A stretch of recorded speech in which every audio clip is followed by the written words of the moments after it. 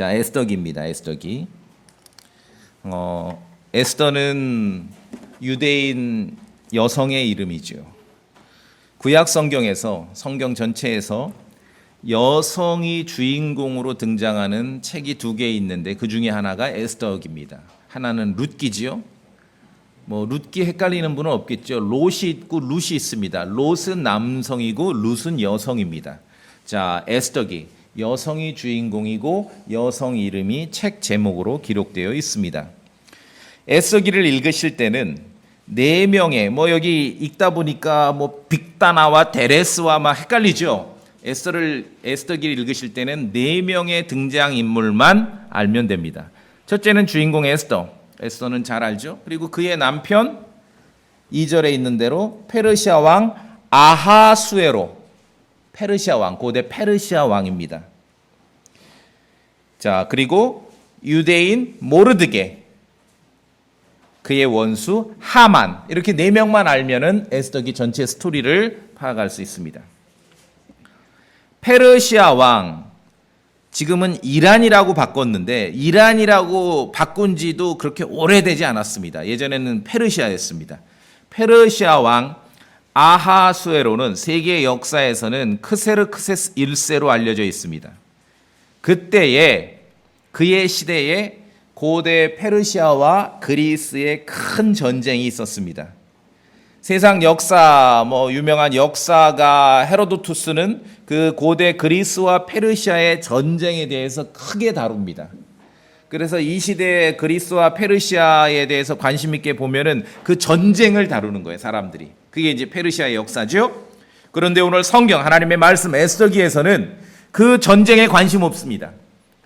세상 사람들이 아주 엄청나게 큰 사건으로 보고 있는 고대 페르시아와 그리스의 전쟁에 관심이 없고, 에스더기 성경은 그게 아니라 그거보다는 그 당대에 페르시아의 왕비가 누가 되느냐에 더 관심을 갖는 것이에요.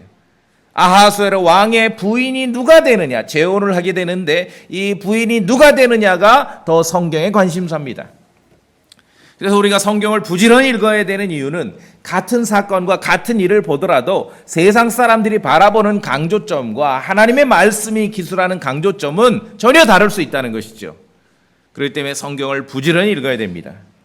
자, 또 이제 에스더기에서는 여러분 중요한 특징이 있는데요. 구약 성경에서 에스더기에는요, 하나님, God, 주님, Lord, 하나님이나 주님이 한 번도 주어로 등장하지 않습니다. 그 말은 에스더기 전체에서 God, Lord, 하나님이나 주님이라는 말이 한 번도 나오지 않는단 말이에요. 그러니까 예전에 에스더기를 접하는 사람들 중에서는 이것 때문에 이게 정말 하나님의 말씀이냐라고 의심을 했던 적도 있어요. 어떻게 하나님이 한 번도 등장을 안 하느냐? 어떻게 주님이 한 번도 등장을 안 하느냐? 의심을 했던 사람들도 일부 있었습니다. 자, 그런데 우리가 에스더기를 읽어보시면은 오늘 6장을 읽었는데 1절부터 12절 전체 내용의 핵심입니다. 핵심이에요. 에스더기는 구약의 그 어느 책보다도 하나님의 손길이 실제적으로 역사하고 있음을 발견할 수 있는 책입니다. 자, 여기서 이제 중요한 것이 있어요. 하나님이나 주님이 꼭 주어로 등장하지 않더라도 하나님은 분명히 살아서 일하고 계시는 거예요. 유대인 편에서 역사하셨습니다. 그렇죠? 현대 많은 크리스찬들이 자기의 신앙심을 말할 때 꼭 주어를 하나님이란 말을 써야지만 어떤 하나님의 일에 대한 설명이 되는 것처럼 생각하기도 하고, 혹은 주님이 다 하셨습니다. 다 주님의 은혜죠. 그렇게 주님이라고 묘사해야만 정말 믿음 좋은 것처럼 여길 때도 많이 있습니다. 굳이 해야 될 필요가 있는데 그렇게 하지 말란 얘기가 아니라 그 방법밖에는 없느냐 이거죠. 신앙심을 표현하고 하나님의 섭리와 하나님의 역사를 묘사하는데 꼭 하나님이라는 주어와 주님이라는 주어만 사용해야 그렇게 설명하고 묘사할 수 있느냐 이 질문이죠. 여러분, 우리의 삶이 어찌 그렇습니까?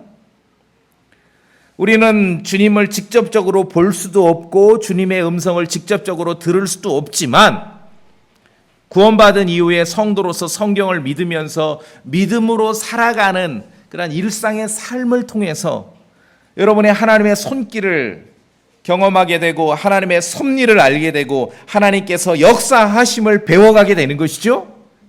이게 중요합니다. 그래서 제가 볼 때는 구약에 있는 책이지만 에스더기는 그 어떤 성경 내용보다도 가장 신약적입니다. 우리 크리스천들에게 적용이 됩니다. 꼭 주어가 하나님으로 안 나와도 돼요. 뭐 주님이 주어로 안 나와도 돼요. 그러나 믿음으로 하루하루 살아가는 삶 속에서 우리가 그런 주님의 섭리와 역사를 발견하게 된다는 것입니다. 뭐 이런 유명한 사람들이 어디 가서 이제 막 뭐 교회에서 간증하고 그러면은 전부 주어가 하나님이죠. 하나님이 이렇게 하셨고 하나님이 대단해요. 뭐 인간계가 아니라 어떤 천상에 사는 사람들 같아요. 여러분 인생이 정말 그렇습니까? 여러분의 삶이 그러하냐고요. 그래서 에스더기를 우리가 읽어야 되고 에스더 시대의 유대인을 위해서 이스라엘 역사에 어떻게 하나님께서 개입하셨는지를 우리가 보게 되는 것입니다. 사람들의 역사 속에서 하나님께서 일하신다는 것이에요. 사람들의 역사 속에서. 이 쓸데없는 소리를 하는 사람들은 이런 사람들의 역사 속에서 하나님께서 일하시는데 뭐 그걸 무시해요. 완전히 뭐 하늘을 날아요. 뭐 인간계가 아니라 막 천상에 사는 것처럼 얘기를 합니다. 그건 오히려 반대로 그렇게 정상적인 믿음이 있는 거라고 보기 어렵습니다. 자, 먼저 성경 구절 한 구절 보면 요한일서 신약 성경 요한일서 4장 요한일서 4장을 먼저 볼까요?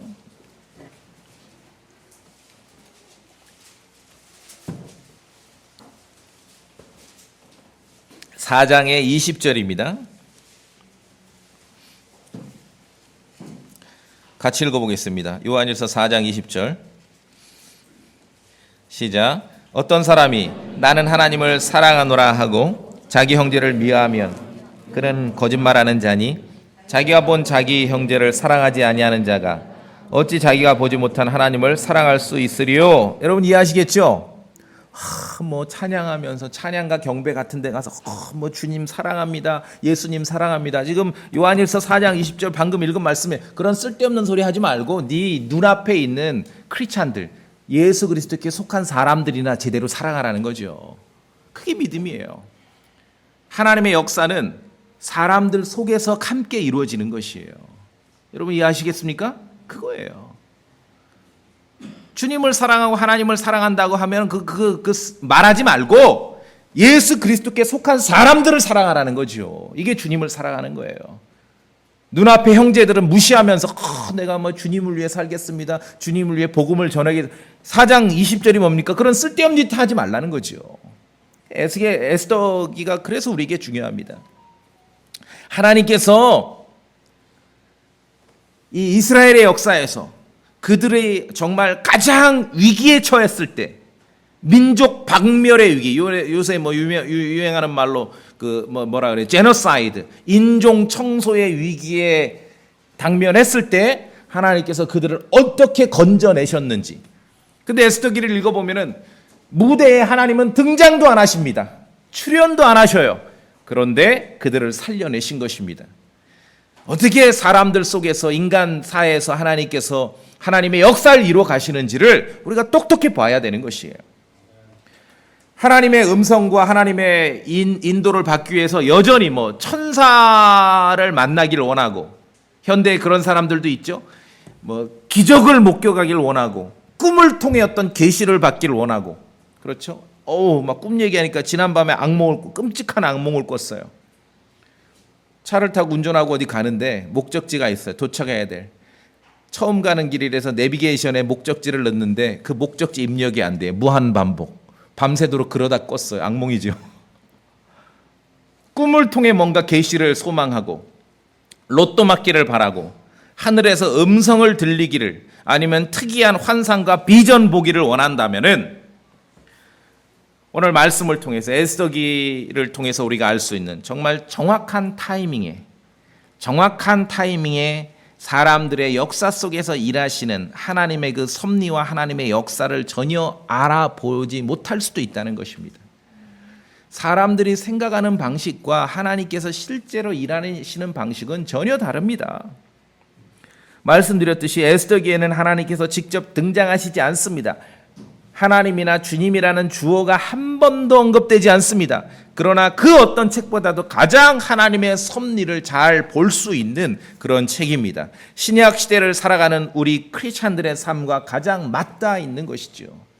여러분의 신앙 고백을 할 때 뭐 하나님께서 이렇게 하셨습니다. 주님께서 그렇게만 한다고 믿음이 좋아지는 것이 아니라 여러분 앞에 놓여 있는 일상의 삶을 신실함과 믿음으로 살아갈 때 그것이 정말 하나님께서 원하시는 삶이죠. 우리가 요한일서 4장에서 읽었지 않습니까?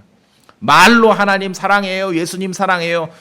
그러면서 형제들 무시하고 크리스찬들 무시하고 그런 쓸데없는 짓 하지 말라는 거죠. 눈에 보이는 예수 그리스도에게 속한 지체들을 사랑하는 것이 주님을 사랑하는 것이라는 겁니다. 만약에 여러분 주변에 누가 천사를 보고자 한다면은 그 방법을 알려주십시오. 히브리서 13장에 나그네 대접하기를 잊지 말라. 손님 대접 잘하라는 것이에요. 손님 대접. 왜? 이로써 어떤 자들이 알지 못하는 가운데 천사들을 대접하였느니라. 천사를 어떻게 만날 수 있습니까? 나그네를 대접 잘해야 돼요. 손님 대접을 잘해야 돼요. 찾아오는 손님은 무시하면서 천사를 만나기를 원해? 이게 벌써 성경을 모르는 일이지요. 그렇죠? 성경을 모르는 일입니다.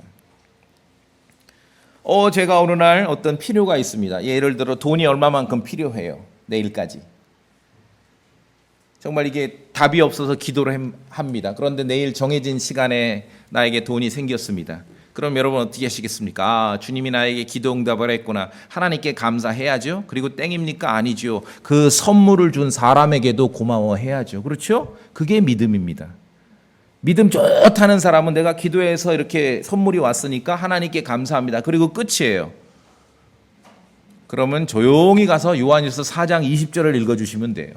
말로 하나님 사랑한다 하고 눈앞에 형제들 무시한 그런 쓸데없는 짓 하지 말고 눈에 보이는 정말 성도를 사랑하라는 것이죠. 하나님의 섭리와 하나님의 역사는 사람의 역사 속에서 일어나고 사람의 역사 속에서 이루어집니다. 이것이 에스더기를 통해서 우리가 배울 수 있는 것입니다. 그래서 가장 신약적인 구약의 책이 에스더기인 거예요. 그렇죠? 하나님께서 직접 무대에는 등장하시지 않지만 분명하게 유대인들과 위기에 봉착한 유대인들, 페르시아 제국에서 완전히 인종 청소를 당할 뻔한 유대인들을 위해서 일하시는 모습을 우리가 볼 수 있는 것입니다. 말할 때마다 하나님이라는 주어, 말할 때마다 주님이라는 주어를 사용하는 것만으로 뭐 그렇게 하지 말라는 게 아닙니다.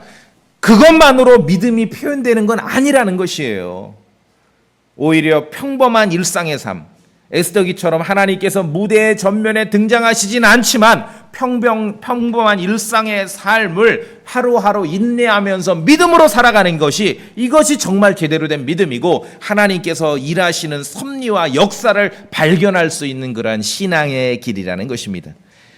그래서 평범한 일상의 삶을 무시하는 사람은요 믿음 없는 것입니다. 아시겠어요?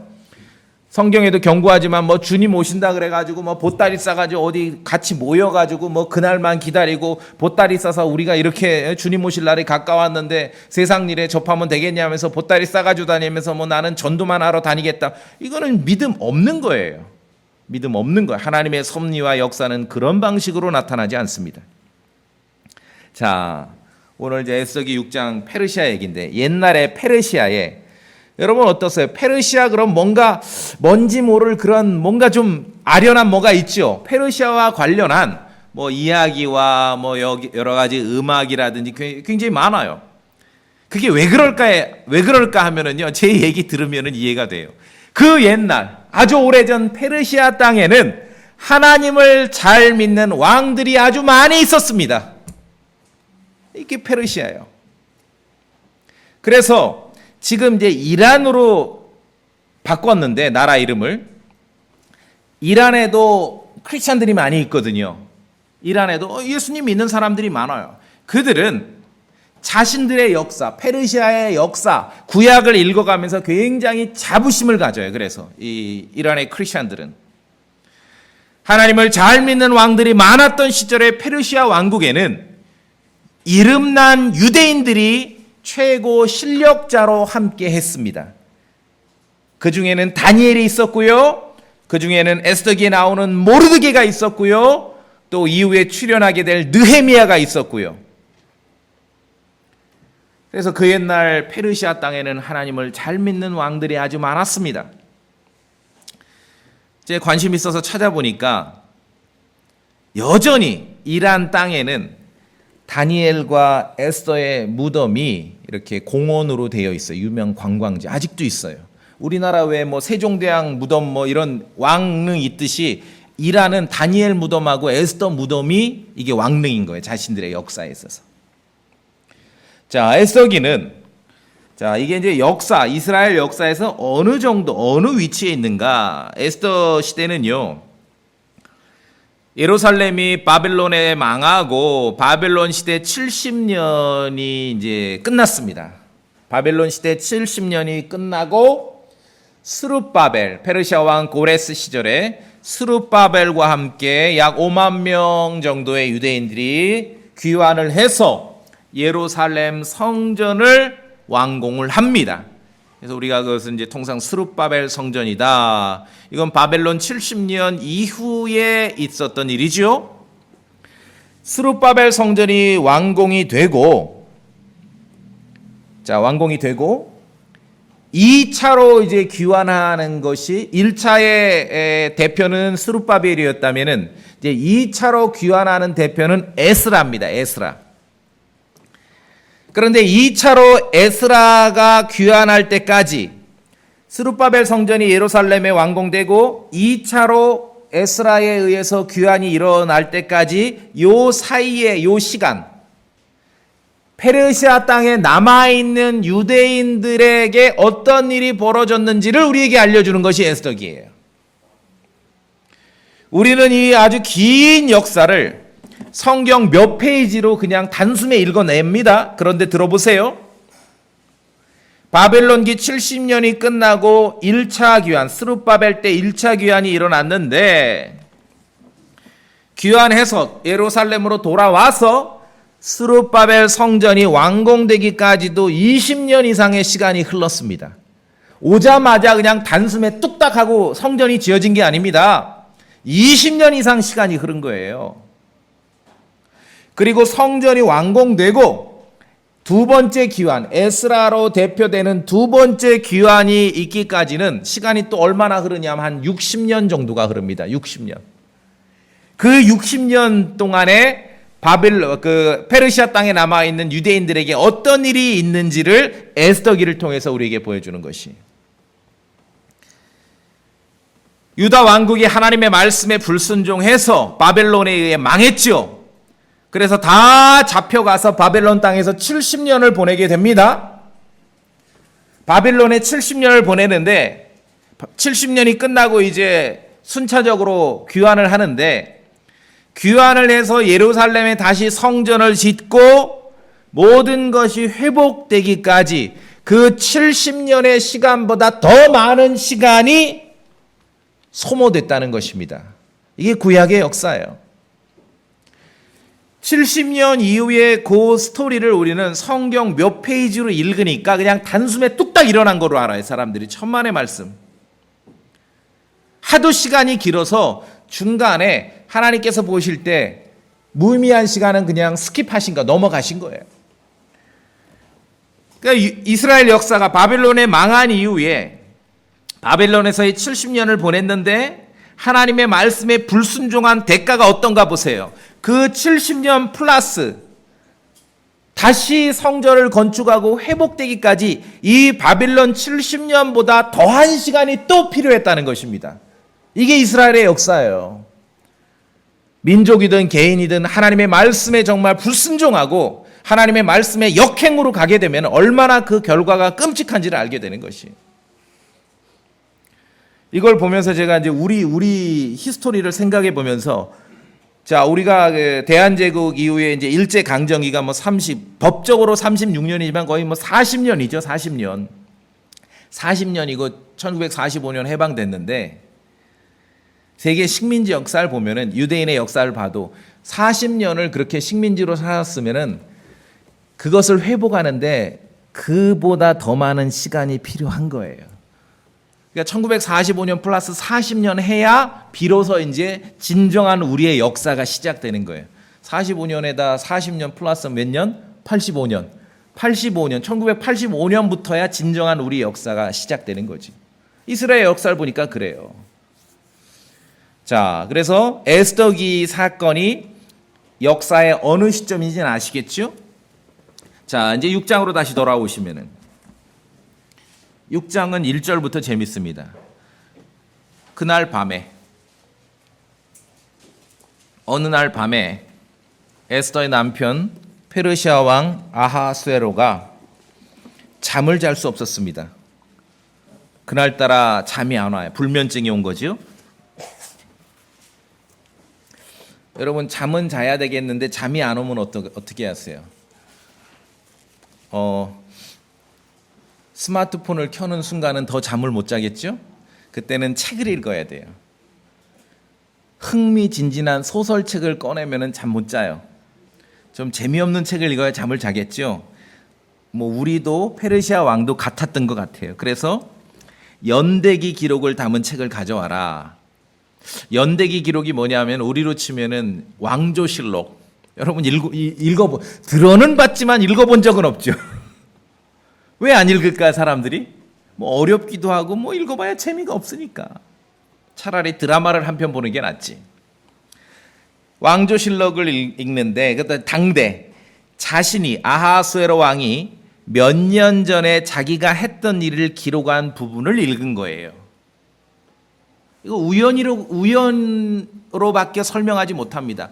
잠이 오질 않아 연대기를 가져와서 읽는데 하필이면 몇 년 전에 자신과 관련된 그 스토리가 있었던 사건 그 부분을 읽었습니다.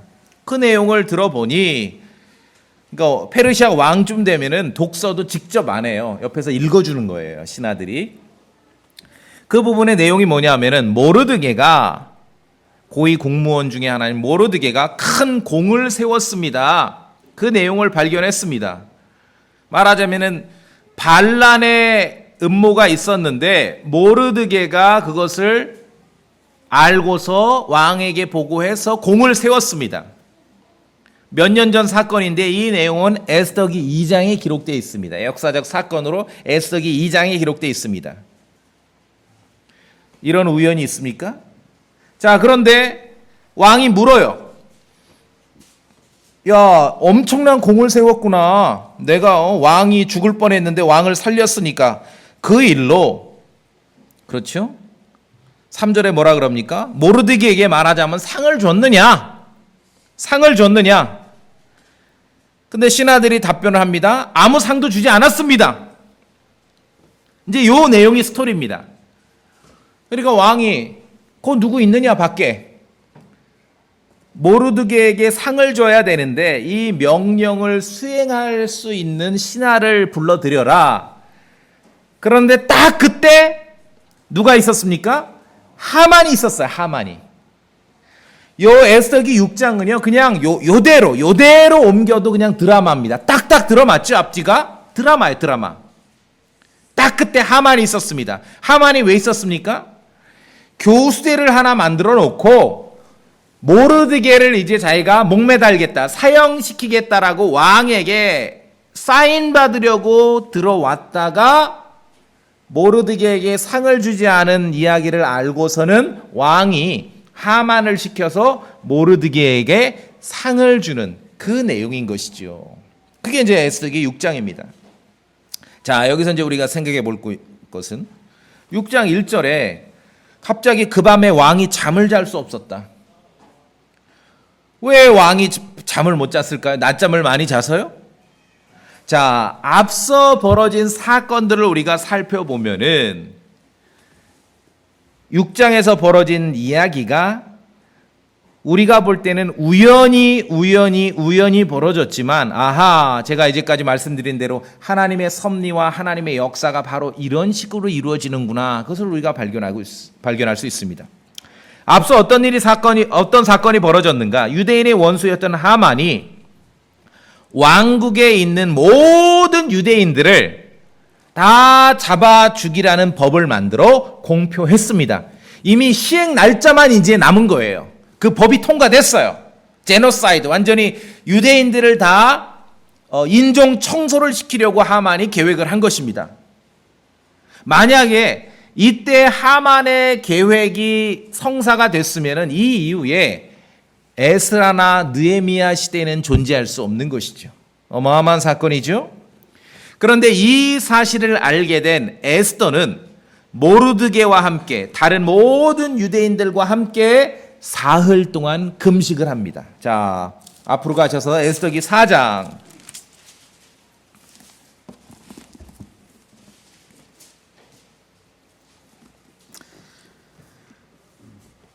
14절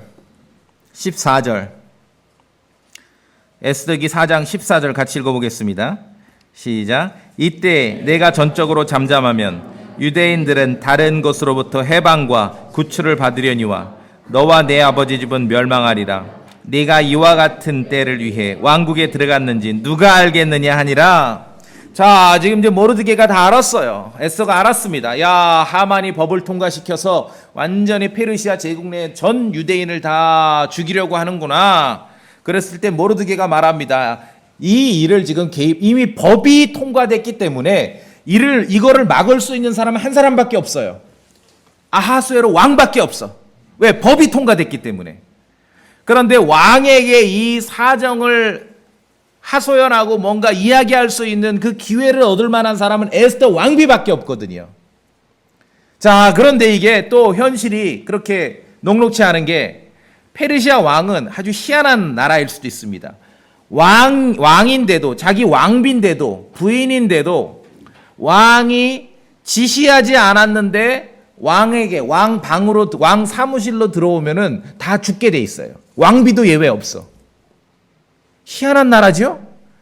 고대 선진국이라고, 페르시아는 굉장한 선진국이었는데 선진국이라고 다 좋은 게 아니에요. 자기 마누라도 자기 사무실로 허락 없이 들어오면 다 죽이게 돼 있습니다. 그런 사정을 얘기하니 지금 모르드게가 에스더에게 말한 거예요. 여러분이 14절 읽었는데 뭐라 그럽니까? 이와 같은 때를 위해 왕국에 들어갔는지 누가 알겠느냐. 왕비가 됐는데 지금 전체 유대인이 다 멸망할 위기에 봉착했는데 이때를 위해서 네가 왕비가 된 것인지 누가 알겠느냐. 그렇죠? 저는 요 대목에서 참으로 모르드게가 믿음이 있는 인물이라고 말하는 것은 우리 같으면은 이때를 위해 네가 왕비가 된 거 아니냐 그렇게 말하겠는데 인간사를 어찌 다 압니까? 그렇죠? 인간관계가 없을 수도 있죠. 그렇게 얘기를 했습니다. 유일하게 지금 이 유대인들, 페르시아에 있는 유대인들을 건져낼 수 있는 기회는 에스더밖에 없어요. 왕을 아련도 못하거든요. 나머지 사람들은. 그나마 아련할 수 있는 기회는 왕비밖에 없는데 왕비도 허락을 안 받고 들어가면 죽는 거예요. 그러니까 에스더가 이제 현실을 알았죠. 기다렸다 죽으나 들어가서 죽으나 이제는 결론은 하나구나. 그러면서 자 보세요. 제가 읽어봅니다. 15절에 이에 에스더가 그들에게 명하여 돌아가서 모르드게에게 이같이 답하게 하되 16절 가서 수산에 있는 모든 유대인들을 함께 모으고 당신들은 나를 위하여 금식하되 이제 기도하는 거죠. 하나님께 사흘 동안 밤낮으로 먹지 말고 마시지도 마소서. 이 정도 돼야 되겠죠. 왜냐하면 민족이 다 사라지게 생겼는데 나도 내 시녀들과 함께 그렇게 금식하리이다. 그리고 나서 내가 법대로 하지 아니하고 왕에게 들어가리니 내가 죽으면 죽으리이다 하매. 자, 그 유명한 옛날에 좀 연세가 있는 분들은 접하셨을 겁니다. 이제 안희숙 여사님의 죽으면 죽으리라는 그 책 제목이 여기서 나온 거예요. 스토리 아시겠죠? 예.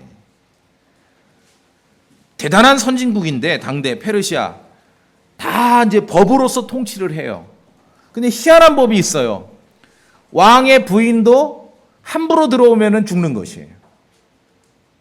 아주 대단한 선진국이지만 다 선진국은 아니었죠. 그런데 사흘을 함께 금식하고 하나님께 기도하고 간구하고 그 다음에 참 명언입니다. 내가 법대로 하지 아니하고 왕에게 들어가리니 내가 죽으면 죽으리이다. 내가 죽으면 죽으리이다는 유명한데 그것만 기억하시면 안 됩니다. 뭐가 더 중요하죠? 내가 법대로 하지 아니하고 왕에게 들어가리니. 왕이 들어오라고 명령하지 않았는데 내가 무단으로 들어간다. 왕이 나를 죽여도 할 수 없다. 그 내용이에요. 그 내용입니다. 자, 뭐 구약 이 이방인 세계에 살던 유대인 에스더나 모르드게도 마찬가지고, 뭐 우리 크리스천들도 마찬가지입니다.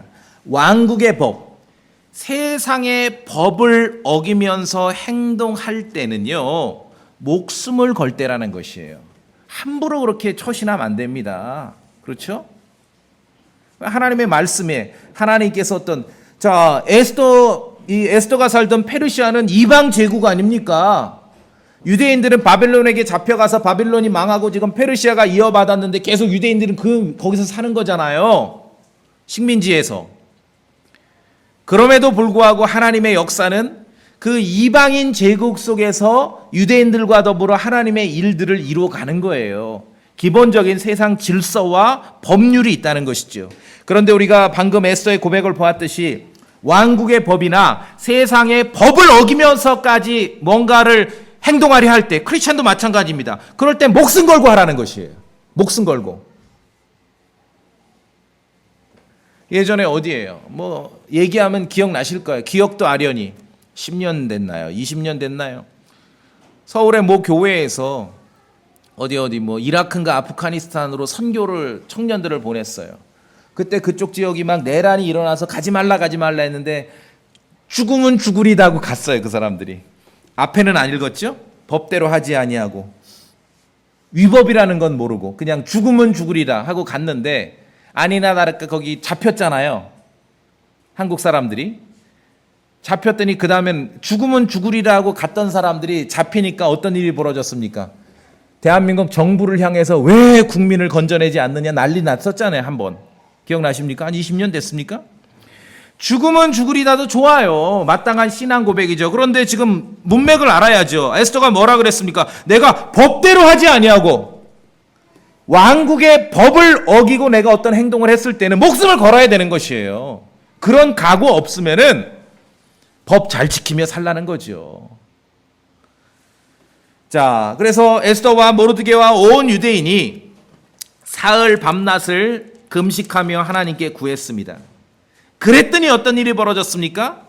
에스더가 아하수에로 왕에게 법을 어기고 들어갔는데 그 유명한 스토리, 왕이 에스더에게 금호를 내밀어서 에스더의 목숨을 건질 수 있게 됐고, 또 6장 1절에 에스더와 유대인들이 하나님께 기도하고 금식했을 때 6장 1절에 우리가 보았듯이 저는 이것이 인과관계가 그렇게 있다고 봅니다. 왕이 밤에 잠을 못 잤습니다. 여러분 혹시 밤에 잠이 안 올 때 누군가 나를 위해 기도하고 있구나 아시겠습니까? 예. 에스더와 모르드게와 유대인들이 기도했대. 금식 기도를 했더니 법을 어겼던 에스더의 목숨을 건질 수 있었고, 또 하나 왕이 잠이 안 왔어요. 불면증이 온 것이에요. 그러면서 유대인들을 건져낼 수 있는 그러한 스토리로 이어지게 되는 것이죠. 금식이 끝난 후에 에스더가 왕의 부름을 받지 않고 나아갔는데도 왕은 황금호를 내밀어서 에스더의 목숨은 건질 수 있었고, 또 6장 1절에 우리가 보았듯이 왕이 밤에 잠을 이루지 못했습니다. 근데 잠이 안 오면은 그냥 이렇게 산책할 수도 있고 뭐 돌아다닐 수 있는데 대단하죠? 책을 읽었어. 연대기. 그것도 재미없는 연대기. 근데 그 밤에 읽은 그 연대기 페이지가 참 기가 막히죠. 하필이면은 몇 년 전에 자기와 관련된 사건인데 모르드게가 공을 세워서 바로 이 주인공 아하수에로 왕의 목숨을 건졌던 그 부분을 읽은 것이에요. 참으로 기가 막힌 타이밍이죠. 말씀드렸듯이 에스더기는 하나님이 주어로 등장하지 않고 주님이 주어로 등장하지 않습니다. 그것이 우리 크리스찬의 삶과 일치한다는 것이죠. 하나님께서는요, 사람들의 역사 속에서 하나님의 섭리와 역사를 이루어 가십니다. 그런데 결과적으로 우리가 볼 때 기가 막힌 타이밍, 우연의 연속으로 볼 수 있는 기가 막힌 타이밍을 통해서 하나님께서 일해 가시는 것을 발견하게 되는 것이죠. 그것이 에스더기입니다. 그것이 에스더기예요. 밤에 왕이 잠을 못 자서 책을 읽었는데 딱 펴서 읽었는데 그게 바로 모르드게와 관련된 그 페이지일 것이라고 누가 예상을 했겠습니까? 모르드게에게 아무런 상이 주어지지 않은 것을 왕이 알고서는 모르드게에게 상을 내리기 위해서 명령을 시행할 신하를 찾았습니다. 그런데 딱 그때 유대인의 원수 모르드게를 죽이려고 작정해 하고 있던 하만이 그 자리에 있었습니다.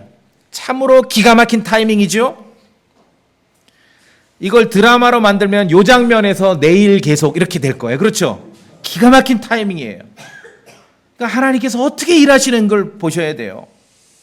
하만은 왕이 물으니까 야, 내가 좀 귀한 상을 내릴 사람이 있는데 어떻게 해야 되느냐. 하만은 마음속으로 자기인 줄 알았어요. 마음이 이미 높아질 대로 높아진 거예요.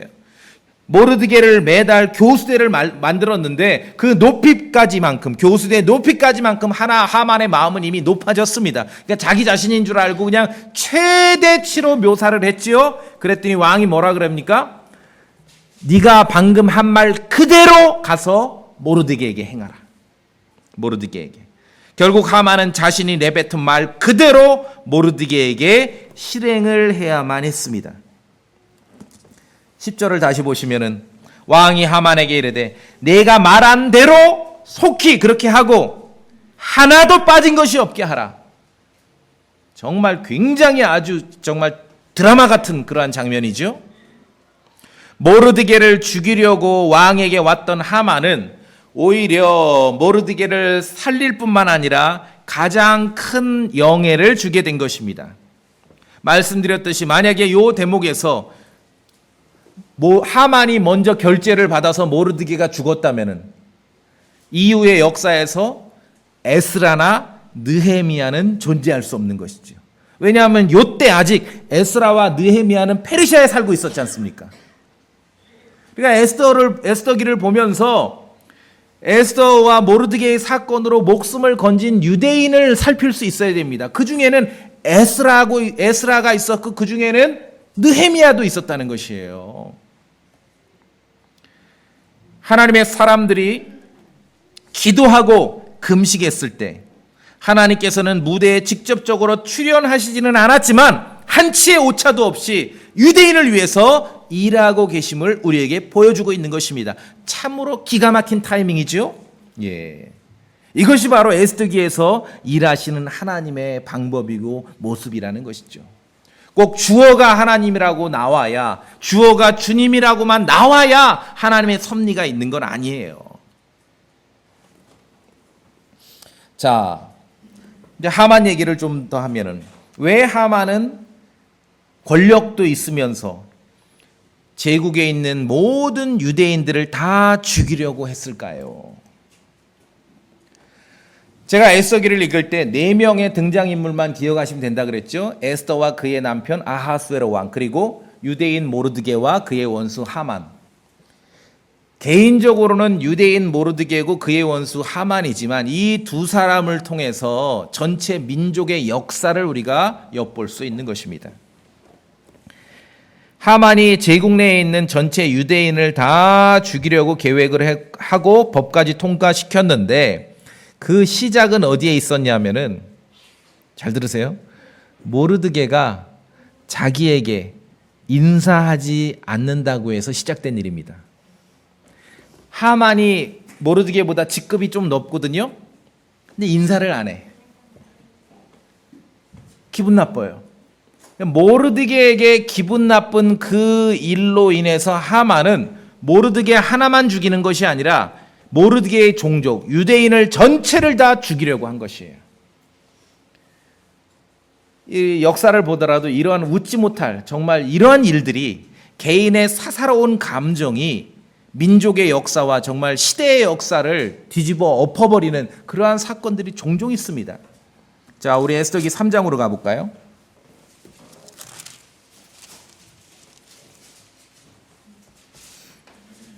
3장 제가 봅니다. 2절 왕의 문에 있던 왕의 모든 신하가 왕이 그에게 관하여 명령을 내렸으므로 하만에게 몸을 굽히고 경의를 표하되 모르드게는 몸을 굽히지도 아니하고 경의를 표하지도 아니하니.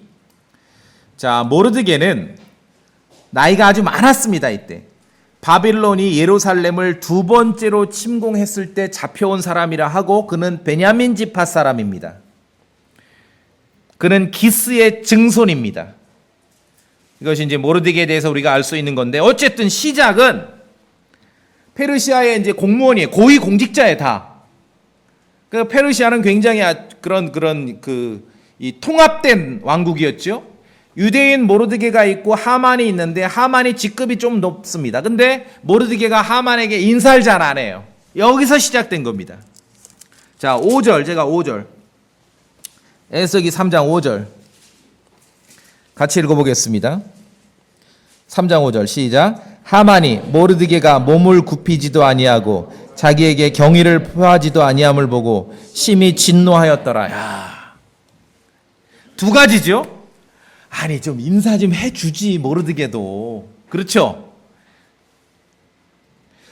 이때 이렇게 좀 앞뒤 연대기를 추적해 보면은 요 당시에 모르드게가 제가 계산한 거로는 적게 잡아도 한 100살은 됐어요. 아주 굉장히 나이 많은 유대인 노인의 고집일 수도 있죠. 어쨌든 하만의 입장에서 봤을 땐 상당히 기분 나빠요. 모르드게가 자기보다 약간 직급이 낮는데 자기에게 인사도 제대로 안 하니까 기분 나빠. 그럴 수 있어요. 아니 우리 같으면 그러면은 조용히 찾아가서 내가 너보다 위에 있는 사람인데 좀 인사 좀 해라. 그래서 좀 그렇게 할 수 있지 않습니까? 근데 화를 내고 그 화를 못 다스리고 그 다음이 중요합니다. 6절. 요 6절을 읽으셔야 돼 같이. 6절 시작. 그들이 모르드게의 백성을 하만에게 알려주었으므로 그가 모르드게에게만 손을 대는 것을 수치로 여기고 아하수르의 전 왕국에 두루 있던 모든 유대인 곧 모르드게의 백성을 멸하고자 하였더라. 아하, 야, 정말 못된 사람이죠. 정말 못된 사람이에요. 모르드게가 자신에게 인사를 잘 안 한다는 거 이유로 모르드게가 유대인인 걸 알고 그 유대인들을 다 잡아 죽이기로 한 것이에요. 그 히틀러 같은 사람이에요. 히틀러 같은 사람. 어쩌면은 나이 많은 유대인 노인의 완고한 모습을 통해서 이 모르드게란 하만이라는 사람이 어떠한 인물인지를 완전히 지금 드러내고 있는 것입니다. 하만은 히틀러 같은 사람입니다. 자, 그런데 사실 모르드게 입장에서 보면 시작은 하만의 입장에서 보자면은 모르드게가 법을 어긴 거지요. 전 일부러 그랬다고 봐요. 모르드게가 바빌론 2차 침공 때 잡혀왔으면은 바빌론 시대 70년을 다 보낸 사람이에요. 그리고 페르시아 왕조 때 다니엘의 치세까지 다 목격한 사람이에요. 그런 노인이거든요. 모르드게. 무슨 한이 여한이 남았겠습니까? 자, 그런데 하만과 모르드게의 집안 배경을 좀 더 살펴보면은 모르드게의 그런 행동이, 하만을 향한 행동이 그냥 나이 많은 노인이 고집을 부렸다 정도로만 우리가 이해할 수는 없다는 것이죠. 물론 그렇게도 볼 수 있지만 인간적으로, 개인으로는 모르드게는 베냐민 지파 사람입니다. 기스라는 분의 후손입니다.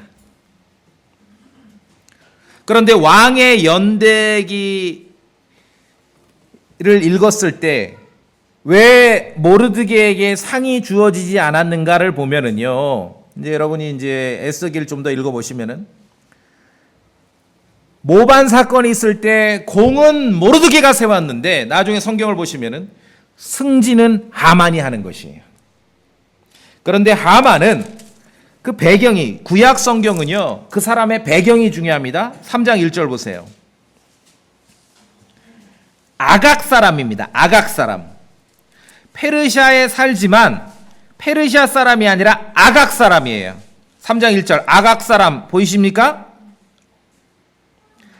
아각 사람인데 아각은 그 옛날 사무엘기 상 15장에 보시면은 이스라엘의 사울 왕 시절에 사울 왕과 전쟁을 했던 아말렉 족속의 왕의 이름이 아각입니다. 말하자면은 페르시아에 지금 고위 공무원으로 근무는 하고 있지만 하만은 아말렉 족속의 왕족이라는 뜻이에요. 모르드게는 베냐민 집하고 기스의 후손이지요. 사울 왕도 베냐민 집하고 기스의 아들이었습니다. 말하자면은 모르드게는 지금 사울 왕의 직계. 자, 이런 배경을 이해하자면은 모르드게의 집안이 이스라엘의 왕족에서 밀려날 수밖에 없었던 이유는 사무엘상 15장을 보면은 바로 아말렉 왕족인 하만 집안 때문에 그렇게 된 거지요. 이제 이 서로 얽힌 그 관계를 아시겠습니까? 자, 인간적으로는 사사로운 원한일 수도 있습니다. 또는 나이 많은 유대인 노인의 고집일 수 있습니다. 그러나 꼭 사울 왕과 아말렉 왕 아각의 이야기가 아니더라도 하나님의 말씀을 믿고 모세의 율법을 아는 유대인이라면 아마 모르드게는 그것까지 알았다고 저는 생각합니다. 아말렉 족속에 대한 하나님의 말씀.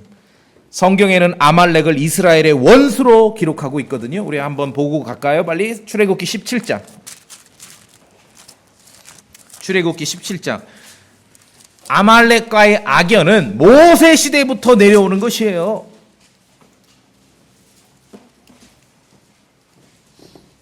자, 17장, 출애굽기 17장 14절에 주께서 모세에게 이르시되 이것을 책에 기록하여 기념으로 삼고 또 여호수아의 귀에 그것을 되풀이하여 말하라. 내가 하늘 아래에서 아말렉에 대한 기억을 철저히 없애리라 하시니라. 이때 이제 그 유명한 여호와 니시라는 말이 이때 나오는 것이에요.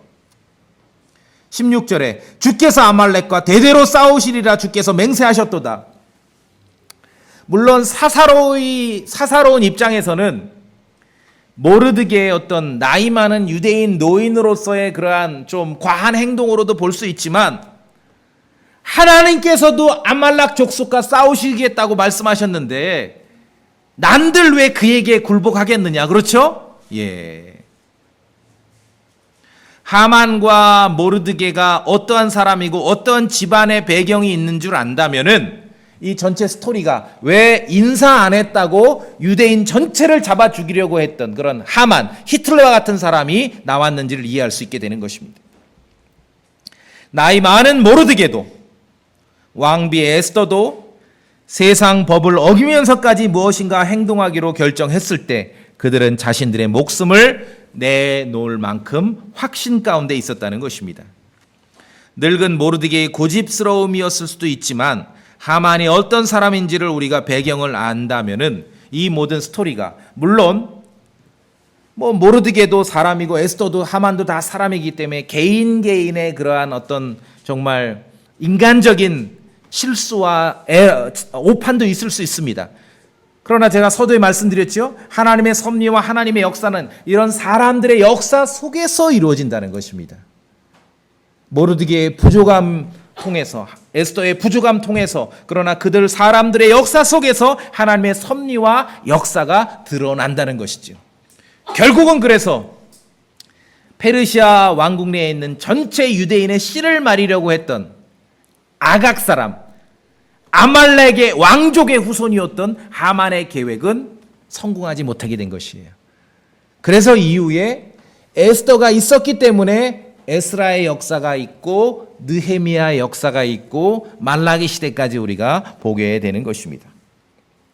자, 우리가 이제 에스더기를 봤습니다. 하나님께서는 무대의 전면에 등장하지 않으셔도 계속해서 역사하고 계셨습니다. 우리의 삶 가운데도 마찬가지입니다. 하나님이라는 주어를 달고 살아야만 믿음이 좋은 것만은 아닙니다. 각자가 신실하고 성실하게 각자에게 주어진 일상의 삶을 살아갈 때 우리가 서로의 삶이 만날 때 기가 막힌 타이밍에 역사가 이루어지는 것들을 우리가 경험해 갈 수 있다는 것이죠. 하나님의 섭리와 역사는 그런 방식으로 이루어집니다. 저는 주님이 다 하셨습니다. 하나님이 이렇게 다 하셨습니다.